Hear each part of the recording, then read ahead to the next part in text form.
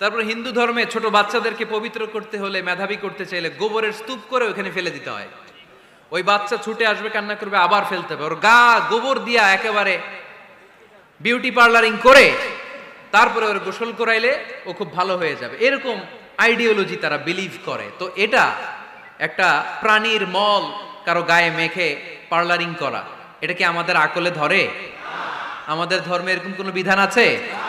হিন্দু ভাইরা যদি থেকে থাকো, just ponder on the news. এই বিষয়গুলোর উপর একটু থিঙ্ক করো, একটু ভাবো, চিন্তা করে দেখো।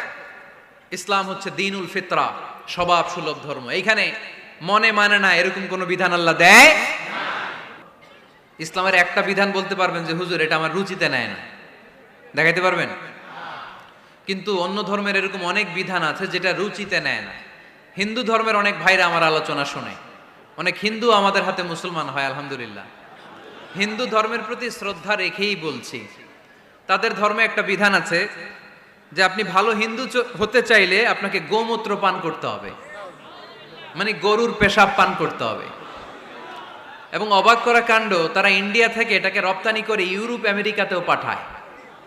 কারণ ইউরোপ আমেরিকার যে হিন্দুরা আছে সেখানকার সুপার স্টোর থেকে, শপিং মল থেকে ওইটা কিনে কিনে পান করে।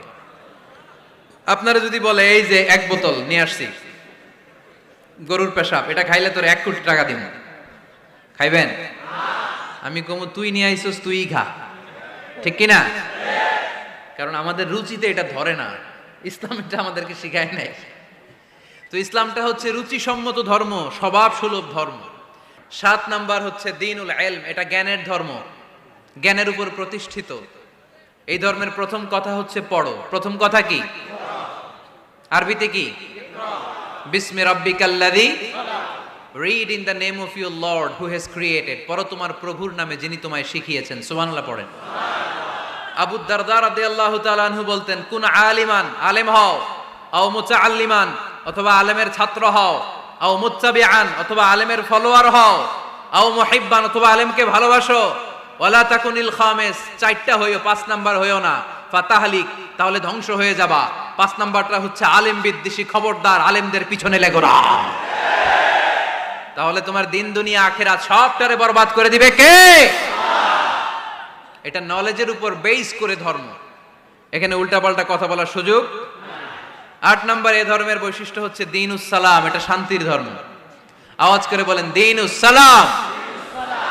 কিসের ধর্ম? বিশ্বনবী যখন রাজা বাদশাদের কাছে চিঠি লিখতে পাঠাতেন, ওনার কুত্তাব ছিল, মানে ওহী লেখক এবং চিঠি লেখক সাহাবী। বিশ্বনবী বলতেন লেখো আসলিম তাসলাম, ওই দেশের প্রধানমন্ত্রীর কাছে পাঠাও। চিঠির শুরুতে থাকতো সালাম, কি থাকতো? শান্তি। সালামুন আলা মান ইত্তাবা আল হুদা, শান্তি তার জন্য যে হেদায়েতকে গ্রহণ করেছে। আসলিম তাসলাম, ইসলাম মানো, দুনিয়াতেও শান্তি, আখিরাতেও তোমার শান্তিতে রাখবে কে? আবার আল্লাহর নিজেরও একটা নাম সালাম, ঠিক কিনা? আসসালাম আল মুমিন আল মুহাইমিন আল আজিজ আল জাব্বার, ঠিক কিনা?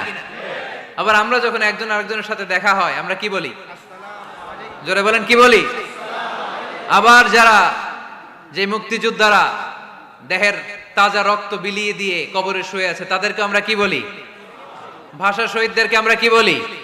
সালাম সালাম হাজার সালাম, সকল শহীদ স্মরণে আমার হৃদয় রেখে যেতে চাই তাদের স্মৃতির চরণে। পড়েন আমিন। তাহলে ইসলাম কিসের ধর্ম? মারামারি করা যাবে? ধাক্কাধাক্কি করা যাবে?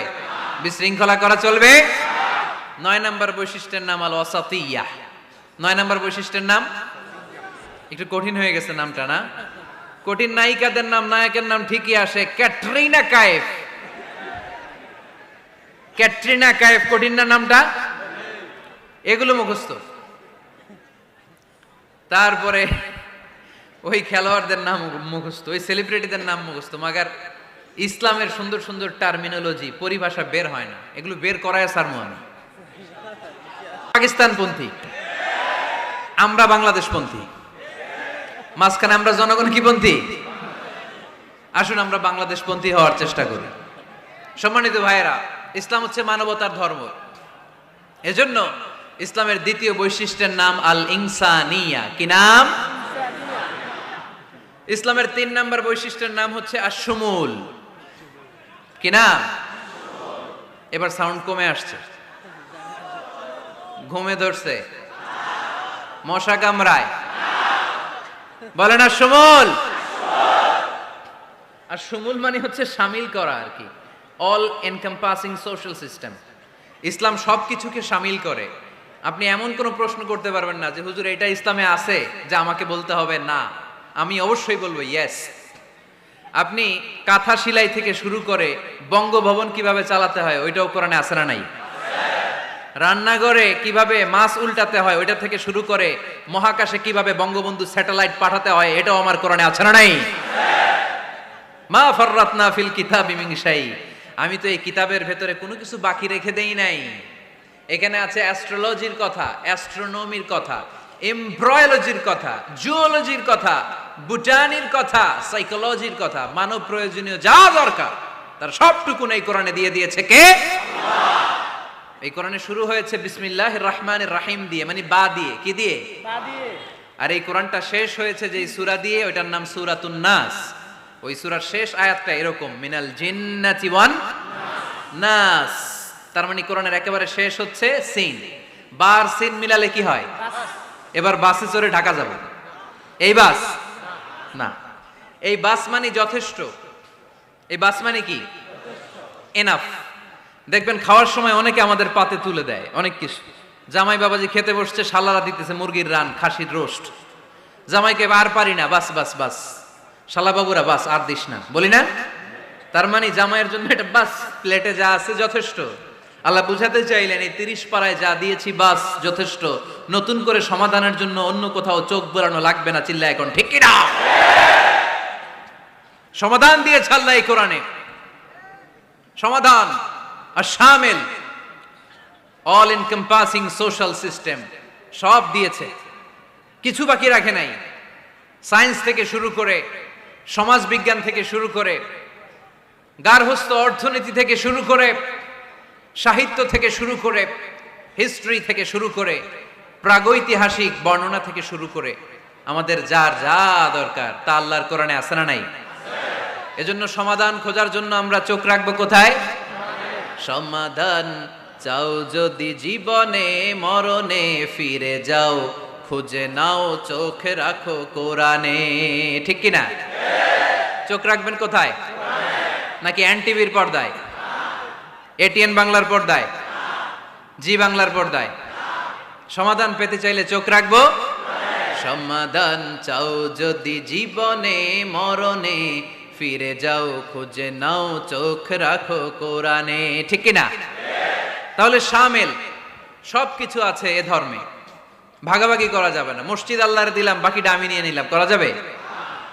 খণ্ডিত করে মানা যাবে না। কেউ আমরা সুফিপন্থী যারা, এরা আধ্যাত্মিকতাকে নিয়েছে, বাকি অনেক কিছুতে অবহেলা। আন্দোলনপন্থী যারা, এরা স্লোগান নিয়েছে, আধ্যাত্মিকতায় অবহেলা। অনেকে গবেষণা নিয়েছে, বাকি দিকগুলোতে অবহেলা। আমরা কোনোটারে অবহেলা করতে চাই না। ইসলাম হচ্ছে অল এনকম্পাসিং সোশ্যাল সিস্টেম, মানলে পুরোটাই মানতে হবে। রাজি আছেন তো? ইসলামের 4 নাম্বার বৈশিষ্ট্যের নাম হচ্ছে আল উমুম। 4 নাম্বার বৈশিষ্ট্যের নাম কি? উমুম। আওয়াজ করে বলতে হবে, 4 নাম্বার বৈশিষ্ট্যের নাম আল উমুম। মানে হচ্ছে এটা ইউনিভার্সাল রিলিজিয়ন, এটা সবার ধর্ম। এটা কার ধর্ম? নাকি শুধু আমাদের? এটা হিন্দুদেরও ধর্ম, বৌদ্ধদেরও, খ্রিস্টানদেরও, আস্তিকদেরও, নাস্তিকদেরও। হিন্দুরা মানে না তো আমরা কি করব? ইসলাম কি শুধু আমার বাপ দাদার সম্পত্তি? যে কেউ ইসলামে ঢুকতে চাইলে আমাদের দরজা তার জন্য খোলা আছে না নাই? হিন্দু যদি বলে কালিমা পড়বো, দরজা খোলা না? খ্রিস্টান যদি বলে মুসলমান হব, দরজা খোলা না? আস্তিক যদি বলে, নাস্তিক যদি বলে আস্তিক হতে চাই, তার জন্য সুযোগ আছে না নাই? কিন্তু আপনি চাইলে ইহুদি হতে পারবেন না, জানেন? চাইলে ইহুদি হওয়া যায় না। ইহুদি হতে হয় বাই বর্ন, জন্মসূত্রে ইহুদি হতে হয়। তাও আপনার মা হতে হবে ইহুদি, আপনার বাবা ইহুদি কিন্তু মা অন্য ধর্মের, তাইলে আপনি দুনিয়াতে আসলে আপনি ইহুদি হবেন? কত বড় ডাকাইত! খেয়াল করছেন? কেউ চাইলে ওদের ধর্মে ঢুকারও সুযোগ নাই। কিন্তু ইসলামে কি এগুলো আছে? কথা বলেন। আল্লাহ নিজের পরিচয় যখন দিয়েছেন, আল্লাহ কি বলছে? আমি মুসলমানদের রব, আমি মুত্তাকিদের রব, টুপিওয়ালাদের রব, দাড়িওয়ালাদের রব। তিনি বলেছেন রব্বুল আলামিন। কি বলেছেন? রব্বুল আলামিন, আমাদের রব্বুল আলামিন। পড়েন, রব্বুল আলামিন, আমাদের রব্বুল আলামিন। কে দিয়েছে আকাশ নদী অবাক প্রকৃতি, কে দিয়েছে ঘুমন্ত রাত মিষ্টি প্রভাতী, কে গড়েছেন আকাশ মাটি অবাক প্রকৃতি, কে দিয়েছে ঘুমন্ত রাত মিষ্টি প্রভাতী। বিশ্ব নিখিলকার ইশারার ক্ষমতার অধীন, বিশ্ব নিখিলকার ইশারার ক্ষমতার অধীন। রব্বুল আলামিন, আমাদের রব্বুল আলামিন। পড়েন, রব্বুল আলামিন, আমাদের রব্বুল আলামিন। সুবহানাল্লাহ পড়েন। তার মানে আল্লাহর পরিচয় হচ্ছে তিনি রব্বুল আলামিন। সুবহানাল্লাহ পড়েন। আবার বিশ্বনবীর পরিচয় যখন আল্লাহ কোরআনে দিলেন, আল্লাহ বললেন, ওয়ামা আরসালনাকা ইল্লা রাহমাতাল লিল আলামিন। সুবহানাল্লাহ পড়েন। I have sent you as a mercy for the entire universe. নবী গো, আমি আপনাকে গোটা বিশ্বের জন্য রহমত করে প্রেরণ করেছি। কোন সুবহানাল্লাহ। আল্লাহ কি বলেছেন? রাহমাতাল লিল মুত্তাকিন, শুধু মুত্তাকিদের জন্য তিনি রহমত। আল্লাহ কি বলেছেন বিশ্বনবী শুধু মুসলমানদের জন্য রহমত? আল্লাহ কি বলেছেন? রাহমাতাল লিল আলামিন। তাহলে এটা উমুম, এটা সবার ধর্ম, এখানে সবার অধিকার আছে। চিল্লায় বলতে হবে, ঠিক কিনা? ইসলামের কয়টা বললাম? চারটা। 5 নাম্বার বৈশিষ্ট্যের নাম হচ্ছে আত-তাইসির। আত-তাইসির, আওয়াজ করে বলেন, 5 নাম্বার বৈশিষ্ট্যের নাম। আপনাদের কষ্ট হচ্ছে? আর অল্প কয়েক মিনিট কষ্ট করা যাবে? আর 5 মিনিটে বাকি 5টা বলে দেই। হ্যাঁ,